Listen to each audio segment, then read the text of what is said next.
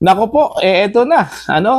Pumirit po mga kabida, ito pong grupo po ng mga retired AFP and PNP officers po, Ito pong grupo ng United People's Initiative mga kabida. Laban ho dito sa korupsyon, sinabi po, ni dating Air Force General Romeo Pocis mga kabida, na magpapadala daw sila ng sulat kay AFP Chief of Staff General Romeo Bronner po para hikayatin po makabida na pumanig na po sa kanila.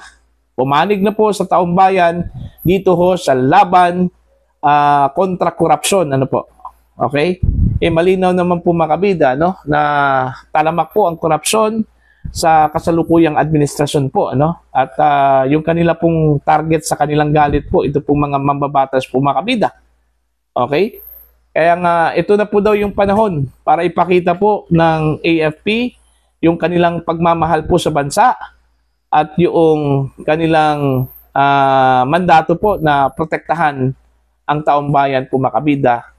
Laban po hindi lang sa physical security po ng ating mga kababayan, kundi laban po sa korupsyon. Alright? Kasi dito ho sa korupsyon, parang physically tortured ito pong mga kababayan po natin, Ang bawat Pilipino po dito, mga kabida. Kasi mantakin nyo, yung kanila pong pinaghirapan po dito, mga kabida, ininakaw lang ng mga walang hiyang politiko, mga kabida. Alright? Eto, pakinggan muna natin ito pong naging panayam po sa kanya at i-credit lang po natin mga kabida mula sa rightful owner po nitong video na ito po. Okay? Narito po. Kaming dito ay binubuo ng United People's Initiative. Itong organisasyon na ito ay nabuo na yung mga miyembro nito ay walang political parties, walang mga religion, walang kinikilalang kultura o mga tribo. Sama-sama, regardless kung ano yung affiliation ninyo, ay welcome sa amin. So may mga kabataan, may mga matatanda, ganun. Okay. Itong organisasyon na ito ay nagkandak ng isang political rally, protest rally doon sa Batasan. Tatlong araw, pangatlong gabi na ngayon.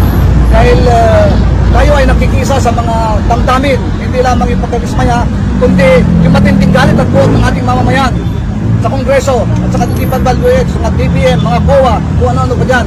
So tayo ang nakikisa, marami rin tayong kasama dito, hindi lamang yung mga kabataan, kundi yung mga military and other uniform personnel, mga retired personnel, kasi hindi pwede yung mga active service dito.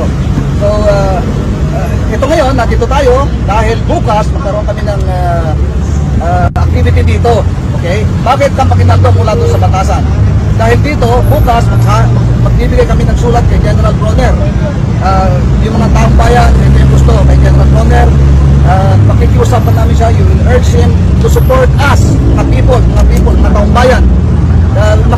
Dapat makiisa sa amin, sa mga damdamin. Alam naman natin na hindi lamang tayo ang mga apektado dito sa korupsyon na ito, pati mga sundalo, pati buong Pilipino ay ito dito. So bukas, bibigyan namin ng sulat sa kanya para hikayatin namin siya na sumama sa atin. Hikayatin namin siya na gampanan ang kanyang tungkulin bilang Chief of Staff. Ang Armed Forces of the Philippines ay ang protector of the people. So ididemand namin sa kanya na protektahan niya yung mga mamamayan dito sa ginagawang protesta ngayon. Dapat matuldukan na itong kawalanghyan ng ating mga congressman, mga tao sa gobyerno. Yung mga pagwawalangya, hindi lang pagwawalangya, pagtapastangan, kundi magtataksil sa mga taong bayan. Habang yung mga namamasada dyan, nagtsatsaga sa pabarya-barya, para yung pangkain pang araw-araw sa pamilya. Ito yung mga congressman, mga anak nila, mga pamilya, kita nyo naman, nagtatampisaw sa karangyaan. Saan galing yung pera nyo? Galing din sa taong bayan. Okay? Saan galing yung pera nyo? Galing sa pera ng utang ng gobyerno. Sino magbabayad ng mga utang na yun? Tayo rin, mga mamayan din. Ito yung ginagamit nila, ninanakaw nila, ginagamit nila sa pangsariling kapakanan. Hindi nila ginampanan yung kanilang tungkulin bilang mga manunungkulan sa atin. Hindi, tayo ay, hindi lang tayo nilapastangan, tayo ay pinagtaksilan ng mga yan. Ayun, nararamdaman ko talaga yung galit po ni General Pocis po mga kabida sa mga nangyayari po ngayon sa bansa. At hindi lang po siguro nag-iisa itong si General Pocis, Marami pong mga retired generals po mga kabida na yun din yung kanila pong sentimento po Kung maalala po ninyo, naging active po itong mga retired generals lately lang po mga kabida. At in fact, meron po silang panawagan po, yung hindi pa po umalis po sa pwesto, ito pong si House Speaker Martin Romualdez, na magbitiw na po sa kanyang pwesto, mga kabida. Dahil ho sa hindi na po maganda ang reputasyon po ng House of Representatives, po, mga kabida. Okay? Ito pong si General Pocis, matagal na po itong active sa social media po, mga kabida. Alright? Critic po ito, actually, sa kasalukuyang administrasyon po, mga kabida.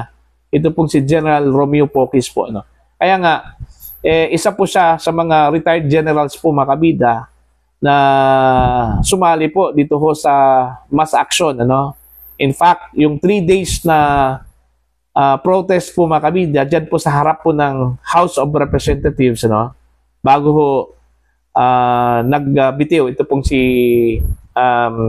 Speaker Martin Romualdez, kasama po itong si General Pocis po, mga kabida. Okay? Ipinakita po nila, ito pong grupo nila, yung kanila pong pagmamahal po sa bansa, Kasi wala man sigurong Pilipino po na hindi po galit dito po sa mga nangyayari po ngayon. Yung pera po ng taong bayan, pera po ng mga ordinaryong Pilipino po, ninakaw po ng mga walang hiyang opisyal po ng ating bansa, mga kabida. Diba? Yung pinaghirapan po ng mga naglalako po ng isda, yung mga nagtitinda po ng gulay, diyan po sa palengke, mga kabida, yung mga naglalaba po, okay, yung mga labandera, mga kabida, yung mga ordinaryong mamamayan po. Okay? Akala siguro natin walang ambag po ito, sa ekonomiya po ng bansa, Meron. Kahit na po, maliit lang po ang mga sahod po niyan, mga kabida, pero may mga ambag po yan Every time na bumibili po sila, kahit ano pong binibili po nila mga kabida, may tax yun, may kakibat na buwis. So sa madaling salita po mga kabida, ang ambag po nila yung pagbabayad po ng buwis doon po sa kanilang pinamili, mga kabida. Apart po doon ho sa kanilang sahod. Alright? So, yun. Wala sigurong Pilipino po ang hindi po galit dito po sa pangungurakot po ngayon ng ilang mga opisyal po ng pamahalaan po mga kabida. Kaya siguro hindi na po napigilan sama-sama na po mga kabida yung galit po ng mga Pilipino. Kaya nga nagkakaroon po ngayon ng mga packets sa protest rallies mga kabida. Okay? In fact, ang pinakamalaki po ngayong linggo September 21 po. Itinaon po ito mga kabida sa commemoration po ng martial law. Okay, na nangyari po noong September 21, 1972 po, mga kabida. So hindi lang po commemoration po ng martial law yung magiging sentro po ng rally na ito, pati na rin ito pong talamak na corruption po, sa kasalukuyang administrasyon po, mga kabida. Although may mga nagsasabi na ito pong rally na ito ay hindi daw anti-Marcos rally, ito po ay purely anti-corruption, po. Okay? Siguro partly agree po ako doon, mga kabida. Purely on corruption issue. Pero hindi po pwede na hindi po madrag yung Marcos administration dito, mga kabida. Kasi po, nangyari po itong pagka-discovery po mga kabida, sa talamak na korupsyon po sa bansa, during his watch. Panahon po niya ito, mga kabida, So, andyan po yung tinatawag po nilang command responsibility, po.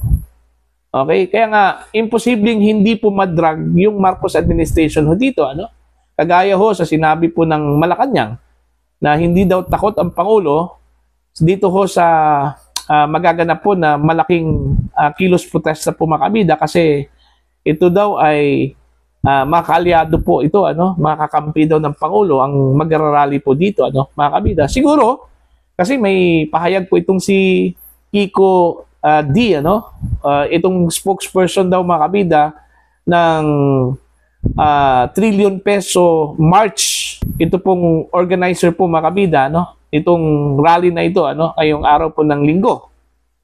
Okay? Kung ganun po, malinaw po mga kabida na ito po ay patungkol lang po sa mga corrupt officials po, ano, mga kabida. Okay? Hindi po kabilang dito yung presidente po ng Pilipinas. Alright? At sino po yung mga nagsasalita po dito mga kabida na hindi daw anti-Marcos yung rally na ito, ano? Okay? Ito pong mga kakampings Ito pong taga-Liberal Party po, ano, mga kabida. Ito pong si Kiko D. Sino man po ito? Kakamping man po ito, ano, mga kabida. Diba? So malinaw po na totoo yung sinabi po ng Malacanang, nakakampi po nila, ito pong magrarally po sa araw po ng Linggo, ano, mga kabida. So, nagkakaroon na ba ng alliance ito pong Marcos administration at kakampings? Okay? At kaya ayaw po nilang sumali ho dito, ito pong DDS po mga kabida, no? Mayroon kasi silang statement, ano, na ito pong rally po ngayong araw po ng Linggo, exclusive lang po ito mga kabida sa mga kakampings at hindi po kasali dito ito pong DDS. Unwelcome daw itong DDS daw dito, ano, mga kabida. Kaya nga ang DDS po meron pong separate rally po, hindi dyan sa EDSA Shrine po mga kabida, no? People Power Monument. Yung rally po ng DDS dyan po sa Liwasang Bonifacio po. Kaya dalawa yung venue po mga kabida ngayong Linggo, ano? Dyan po sa People's Monument o People Power Monument sa may EDSA Shrine, ano? At yung isa, dun po sa Liwasang Bonifacio po, ano, mga kabida. Actually, hindi po pwedeng i-monopolize po ng kakamping po itong laban kontra corruption po, ano, mga kabida. Alright? Hindi po pwedeng sabihin po nila na ito po exclusive lang po sa amin. Okay? Kasi yung mga DDS ay mga Pilipino pa rin yun. Okay? At ito po ay laban ng mga Pilipino, mga kabida, at hindi po laban ng isang sektor, laban po ng isang partido, ano? Laban po ito sa lahat ng mga Pilipino. Kaya nga tayo, hindi po tayo nagkakaisa Nagkawatak-watak po tayo, ano? Kahit iisa lang po yung goal po natin, ano? Kasi yun nga mayroon pong bangayan po, ano?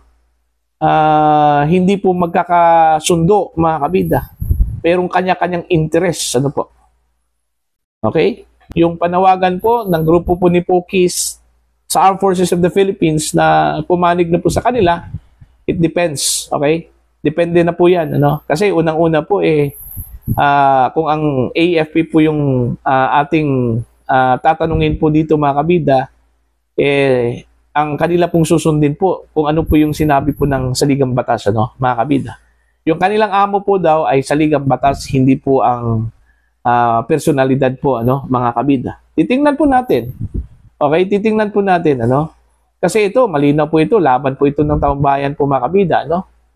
At ako, naintindihan ko yung uniform personnel po, ano? Hindi ko sila basta-basta kung pumanig lang kaagad, ano? Dahil lang po sa mga pag-uudyok po, ano? Mga kabida. Depende po yan sa sitwasyon po, ano? Kung nakikita po ng mga pulis at ng mga sundalo po na namimiligro na po yung safety po, ano, ng mamamayang Pilipino during the rally, baka doon na po sila kikilos po mga kabida, ano po.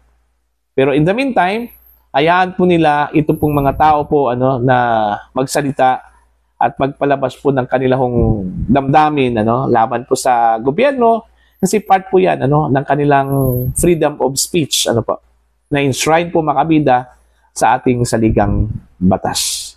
Okay? So abangan po natin kasi ngayong araw daw magpadala po sila ng sulat.